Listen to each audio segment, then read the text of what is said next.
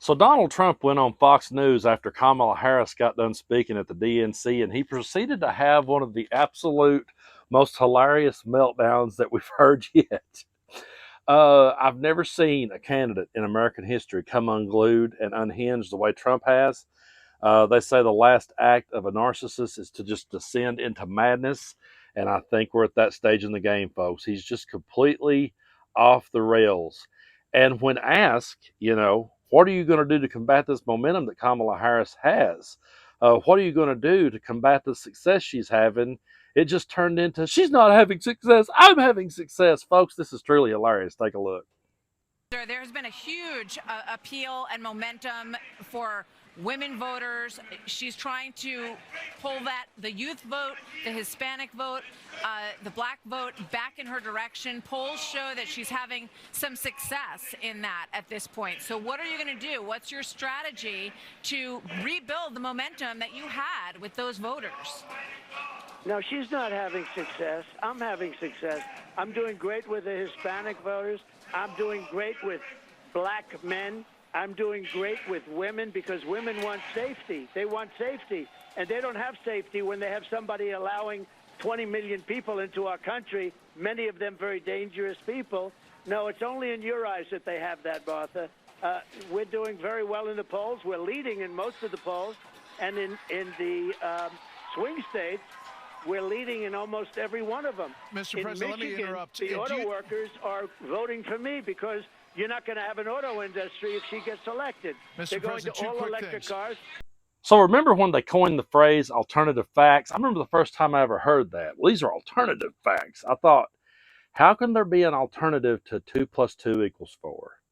Like, how is that possible? 2 plus 2 equals 4. That's a fact. So how could there be an alternative to that fact? But I remember when they coined that phrase. Well, we also need to remind everybody they are in an alternate reality. Donald Trump is absolutely over here now in an alternate reality. They always accuse us of being in the echo chamber. They always say that it's us. They always say that we're the one that has Trump derangement syndrome.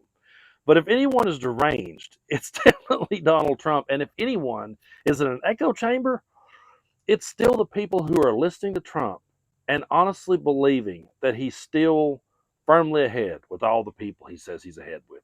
He honestly thinks that women are with him because they're scared of the immigrants coming across the border. So women are with him because they want safety. That's what it is. He doesn't realize that, no, they really want their rights back that you stripped away. They want to be able to make their own health care decisions. They don't want the government to be in the waiting room or in the doctor's office. That's what they're all about. But he just continues to spiral here and spirals so badly that he's like hitting the buttons while he's trying to talk. This is totally embarrassing. Talk about 70% of our people are living in poverty. She didn't talk about housing, really. The trade deficit. She didn't talk about child trafficking that she's allowed to happen because she was the border czar and she presided over the weakest border in the history of our country. Yeah, you know what? She didn't go out there and do the same doom and gloom act that he's been doing all year long. That's what Kamala Harris didn't do. She went out there, she laid out her vision for America. She was very optimistic. The crowd was optimistic. The crowd was energized. Everyone was happy to be there. Everyone was solidly behind Kamala Harris. And Trump sees that, and now he's shaking in his boots so bad that he can't even hold the phone up without hitting the buttons. That's how ridiculous he's got. I guess he wanted to see her do the same old doom and gloom act. But let's just say, for sake of the argument that she had of, let's just say that she came out and started running the country down and just demonizing and vilifying everybody. Let's just say, just for the sake of his stupidity, let's say that. Well, he would have just flipped the script and said, I can't believe she's running it down. I can't believe she's not talked about how great things are. And what I would actually love to see, in all trueness, is wouldn't it be hilarious if Kamala just started flattering Trump? Because if she did, he would just, he's that weak and he's that fragile that if you compliment him just a little bit and pat him on the back, he will embrace you. You're his best friend.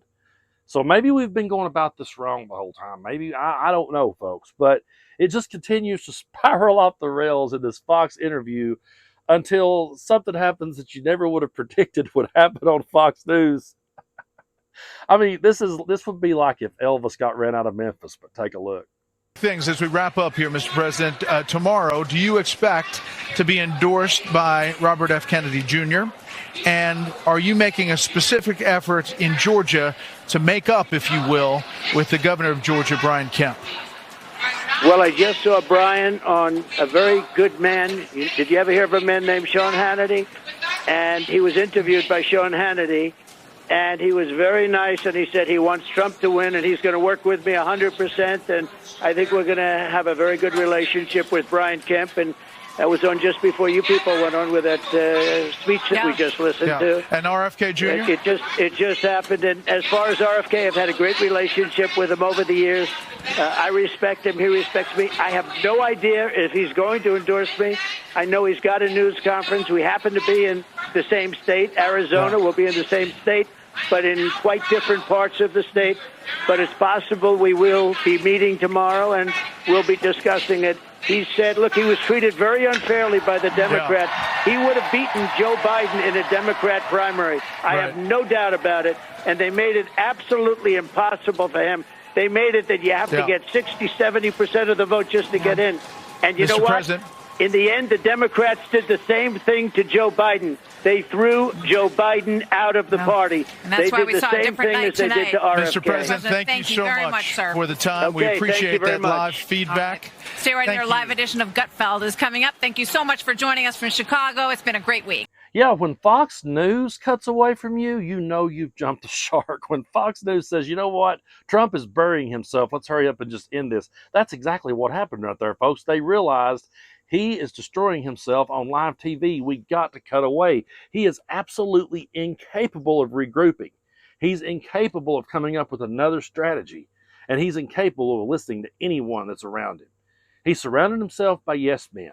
If any of them are trying to give him advice right now, he's definitely not taking it. It's clear that he is not listening to anybody. But now he's just going out there and he's just throwing anything, anywhere he can to see if it'll stick. He's trying to make nice now with Brian Kemp. He would love to have RFK Jr.'s endorsement. And actually, when I sat down in this chair to make this video, RFK Jr. was still talking. I'm going to do an entire video on that clusterfuck of a press conference that he gave, because I don't know if the worm in his brain can make sense out of the things he was saying. But Trump is just throwing anything he can in any direction to try and save face, because he is completely and totally rattled. And he's completely and totally rattled because he can't face off against Biden. He had that debate with Biden. He saw Biden having an off night. He saw how the media jumped in to crucify Biden. He couldn't wait to go out there and go at Biden again and just further set and do his act over and over. Now he can't do that. And now he can never avenge 2020. He can never erase that. It's always going to be there. Joe Biden defeated you. You lost. And he's going to lose again come November. And it's going to be even funnier this time to watch him just completely fall apart and crumble, because he's already doing it now and he ain't even there. You know, I'm a big boxing fan. I know you guys probably, some of you may get tired of my boxing analogies, but I will never forget a story that the late, great Angelo Dundee told, where he trained a fighter named Pinklin Thomas. And he really believed that Pinklin Thomas had a shot at knocking out Mike Tyson back in the day. He really believed it. Put in the time, put in the dedication, trained Pinklin Thomas, and thought this might be the guy that defeats Tyson. And when they walked to the middle of the ring for the stare down, Angelo puts his arm on Pinklin's shoulder, and Pinklin locks eyes with Mike Tyson, and he completely crumbles. And you can honestly see him look at the floor. He looks scared, and Angelo said, I felt his knees go weak with my hand on his back. And I realized he was scared to death, and there was nothing I could say to rein him in. Everything we had worked on up to that point went out the window. I could not pull him back. And Angelo quit training Pinklin and never would again, because he was like, dude, you forgot everything I told you when we got in the heat of the moment.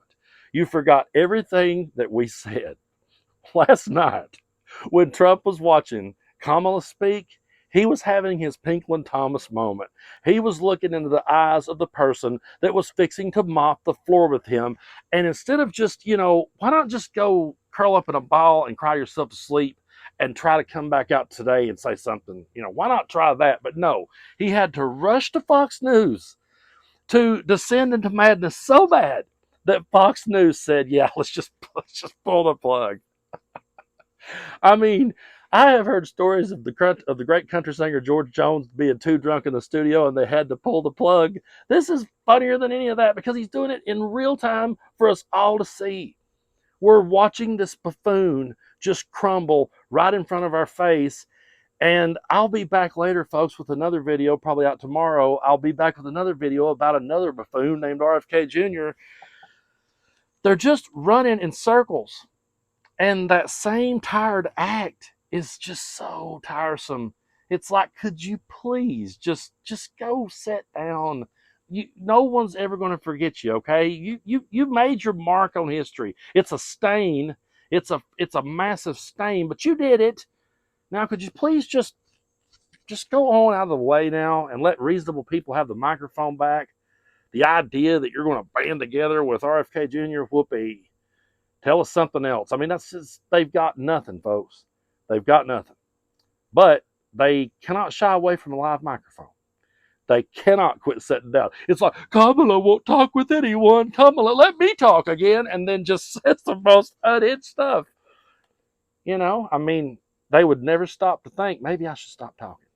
And it's so funny to just sit back and watch it all crumble.